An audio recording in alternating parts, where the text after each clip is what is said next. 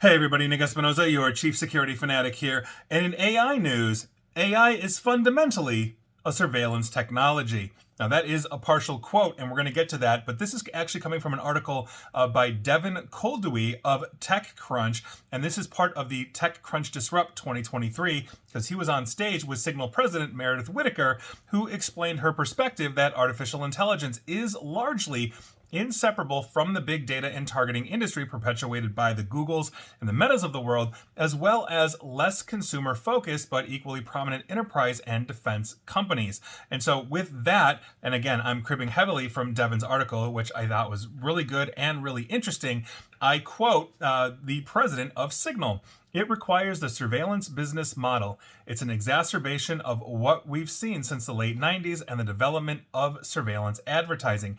AI is a way, I think, to entrench and expand the surveillance business model. The Venn diagram is a circle. I thought that was really interesting. Now, she continued on, and I think it's just really interesting her perspective on this because, quite frankly, I think she's right. And I quote again, and the use of AI is also surveillant, right?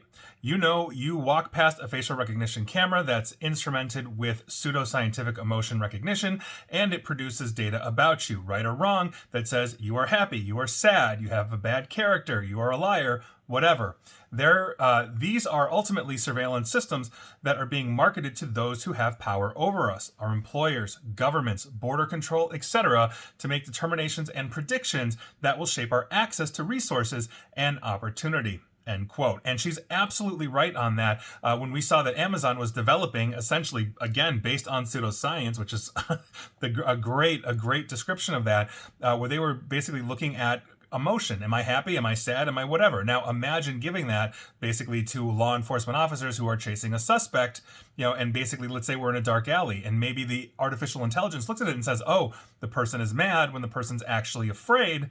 And so the officer draws his weapon and fires. These are things that we're talking about here. These are very real possibilities given essentially this. And this is, quite frankly, I think where we're heading. Now, ironically, she pointed out that the data that underlies these systems is frequently organized and annotated, and that, for the record, is a necessary step in the AI dataset assembly process by the workers that it can be aimed at. And to quote again, there's no way to make these systems without human labor at the level of informing the ground truth of the data, reinforcement learning with human feedback, which again is just kind of tech washing precarious human labor. It's thousands and thousands of workers paid very little through en masse. It's very expensive, and there's no other way to create these systems, full stop. In some ways, what we're seeing is a kind of Wizard of Oz phenomenon. When we pull back the curtain, there's not that much that's intelligent.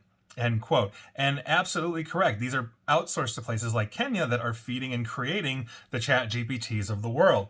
And so not all IA systems, though, for the record, are equally exploitative. And so when Devin asked if Signal uses any AI tools or processes in development work, the president confirmed that the app has, quote, a small on-device model that we didn't develop. We use it off the shelf as part of face blur feature in our media editing tool set. It's not actually that good, but it helps detect faces and crowd photos and blur them so that when you share them on social media, you're not revealing people's intimate biometric data to say Clearview, end quote. Now, Clearview AI, one of the most egregious data miners of facial recognition technology that they are selling to absolutely anybody, and that is absolutely crazy. And so, yes, I think that absolutely this is surveillance technology. It is designed not just necessarily to be part of cameras to see where we're going or integrated into GPSs, but as it starts to gather, essentially based on pseudoscience, as Meredith Whittaker, president of Signal, said, pseudoscience is as it gathers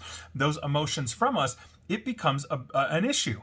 Because now they're fingerprinting us in a way that we've never been fingerprinted before, whether it's the biometrics of facial recognition, the cadence in our voice, the gait of our walk. Basically, if we run around, perpetually looking pissed off, and maybe, we have resting bee face, as it's called, colloquially. So these are things that artificial intelligence is gathering to build essentially identifiers on who we are and essentially surveil what we do. And then everything we type, maybe we're angry one day, maybe we're sad.